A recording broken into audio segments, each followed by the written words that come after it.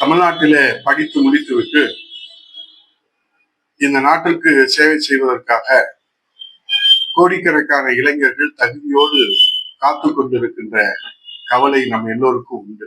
எல்லோரும் இந்நாட்டு மன்னர்கள் என்கிறது ஜனநாயக தத்துவம். அனைவரும் சமம் என்று சொல்லுகிறது நம்முடைய அனைத்து கொள்கைகளும் கோட்பாடுகளும் லட்சியங்களும். ஆனால் இன்றைக்கு இளைஞருடைய எதிர்காலம் கேள்விக்குறியாயிருக்கு. தகுதியுள்ள இளைஞர்கள் பின்னுக்கு தள்ளப்பட்டு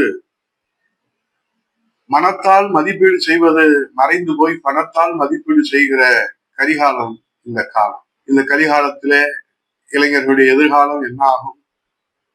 இளைஞருடைய நம்பிக்கை என்ன ஆகும்? இளைஞர்களுடைய வேலை வாய்ப்பு என்ன ஆகும்?